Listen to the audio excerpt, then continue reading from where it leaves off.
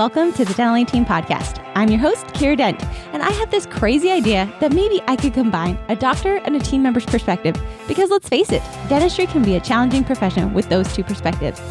I've been a dental assistant, treatment coordinator, scheduler, biller, office manager, regional manager, practice owner, and I have a team of traveling consultants where we have traveled to over 165 different offices coaching teams. Yep, we don't just understand you, we are you. Our mission is to positively impact the world of dental, and I believe that this podcast is the greatest way I can help elevate teams, grow VIP experiences, reduce stress, and create A-teams. Welcome to the Dental Team Podcast. Hello, Dental Team listeners. This is Kiera, and guys, I hope today is a rockin' awesome day for you. I hope you are just remembering that it is such a blessing to be alive. It is a blessing to work in dentistry. I think about your story. How did you even get into dentistry? Was that something you always wanted to do? Was it something that just kind of fell into your lap? For me, all for the scrubs, guys. I wanted to wear scrubs and I thought, be a nurse or be a dental assistant? Let's go that route. So that's actually my crazy story on how I got into dentistry. Same thing why I learned how to play tennis and made the varsity team in high school solely for the skirt. You guys know those tennis skirts are so cute. Maybe you don't, maybe you do. I thought they were adorable. So that's clearly my motivation in life. And now I wear business clothes, no scrubs for me. Darn it. Maybe we'll make Dental Team scrubs. Is anybody interested in Dental Team scrubs? Would you wear them if they were co-logoed with you? Question, email in hello@thedentalteam.com. That's not a passive one. Let me know. You can also text me 801-885-5351. Yes, that's my real number. Somebody texted me one time. They're like, I think this is Kiera from the podcast. Guys, it really is me. I'm not giving you false numbers or false emails. That's really me. I really do read them. So I would love to hear, would you wear, maybe the office who wins a prize, we send them like Dental Team scrubs. I don't know. Maybe you'd love it. Maybe you'd hate it. Maybe you think it's stupid. I want you as a walking advertisement for us. I'm just kidding. I just want co-logoed with you. I think it'd be fun. So let me know. Maybe Dental Team, we should be in scrubs. Who knows? Let me know. Email me in. I'd love to hear from you.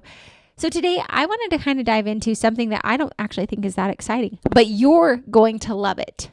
And that's getting out of the PPO game and getting the schedule you want. So this is all around how to successfully drop insurances.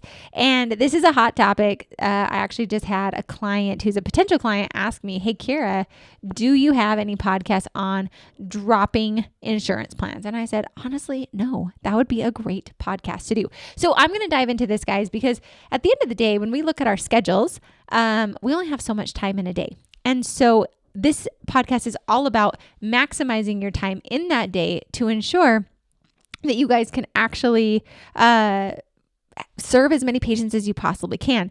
So there will come a point in your life where you have a decision to make, and that is, do we expand our practice and keep taking all the insurance plans? Do we drop insurance plans and maybe have a community give back day? Or do we just keep going what we're doing and hope and pray that something gets better? The answer is not the latter. We can't keep going along, and so many people put this decision off thinking it will just get better by itself.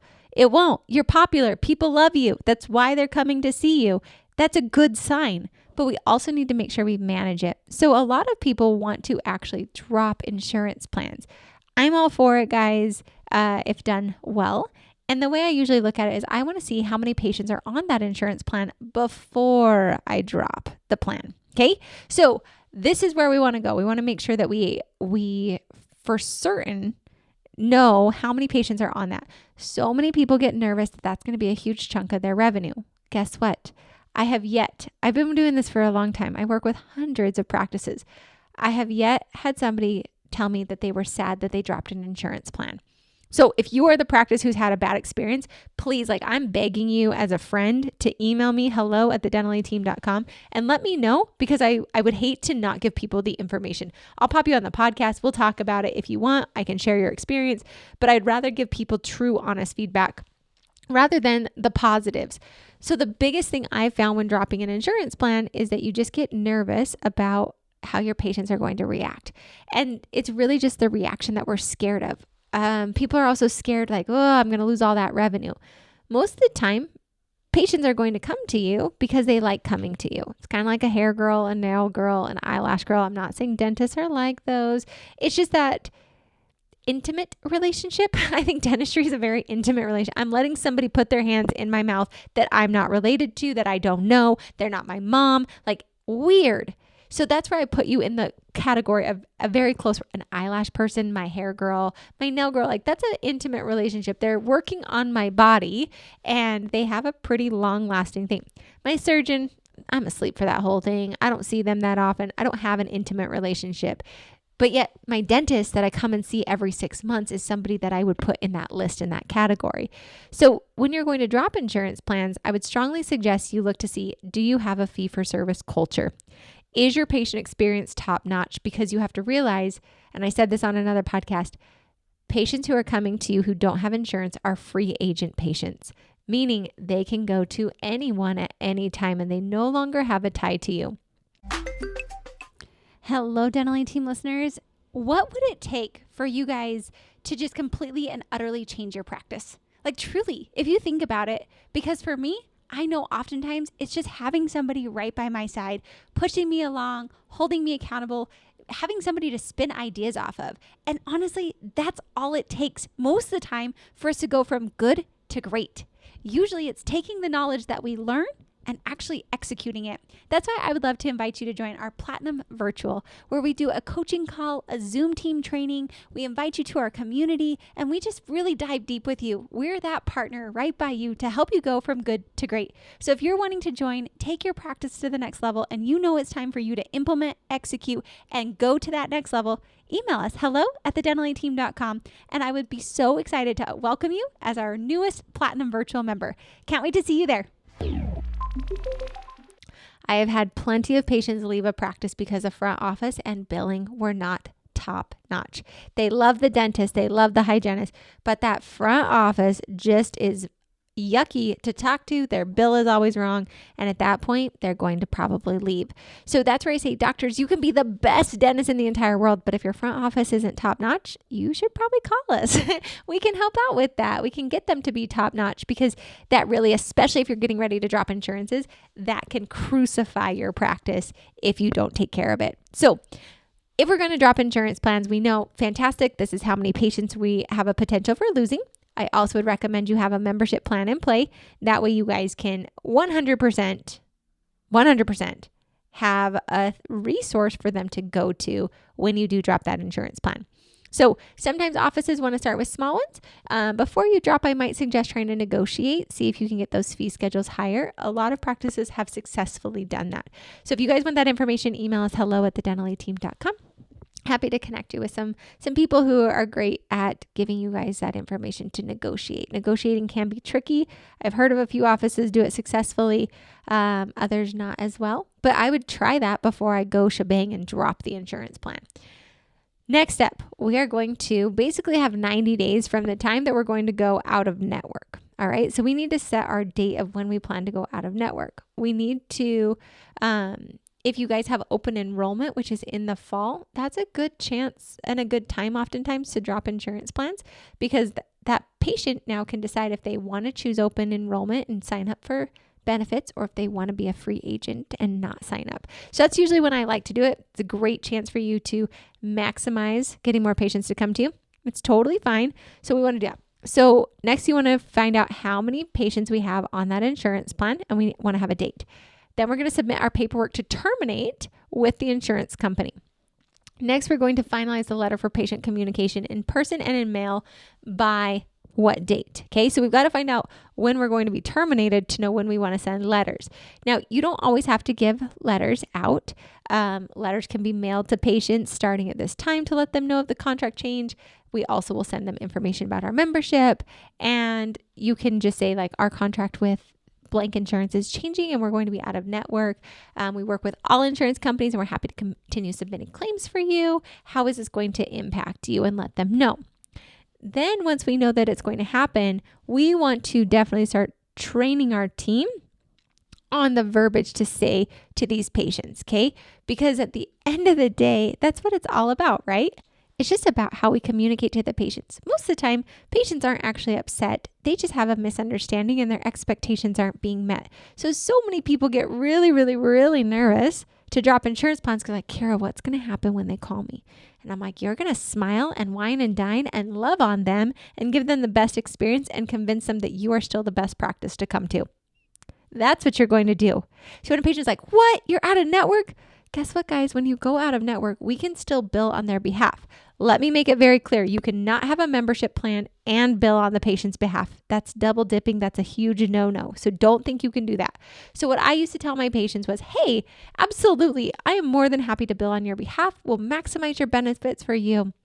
Or we actually have a membership plan in play that a lot of our patients love. You get 2 free cleanings, you get unlimited x-rays, and you get 20% off of all your treatment with no waiting periods, no denials, nothing. Such a better process. Tons of our patients love it. Let me know which path you'd rather go. Notice I'm giving them a choice between, do you want me to bill your insurance for you? Or do you want to come to our membership plan? It's not, do you want to come to our practice or not? That's literally the choice I'm giving them to help them out with it. And then we just go to town. So some practices, you're going to get angry, ticked off patients with you if you are sneaky and you don't tell them that they're going to have a balance. That's when patients get angry. They're used to having things covered by insurance. Then they come see you. Then they get a bill. That's when you get the hornet's nest. So let's not be sneaky. Let's be upfront. So that's why a lot of offices like to send a letter to their patients. Some offices prefer when they're confirming to let them know, hey, we're out of network. We're going to bill on your behalf. Or you can swap to our membership plan. We're super excited to see you tomorrow. Let them know that they will have a balance. Now it gets tricky because when you're out of network, you can't always get good insurance verification. It's not all the time, it's insurance dependent, but now that insurance company is not contracted with you. They don't owe you anything. They don't have to tell you what they're going to reimburse. They don't have to tell you jack diddly. So a lot of practices at that point in time will just collect full fee and have the insurance company reimburse the patient. Great verbiage around that is, hey, great news for you. We collect in full. The insurance company will actually reimburse you. And most of the time patients love it because you get points on your credit card and the insurance company reimburses you way faster. That is a true fact because who ultimately is paying the insurance company? The patient is. So who do they want to make sure is super happy? The patient. They don't want to tick that patient off. That patient pays their premiums. So that's what you can often do. Yes, that is a weird transition. It's only weird for a couple of patients and a couple of months. Most of the time, patients are not weird about it.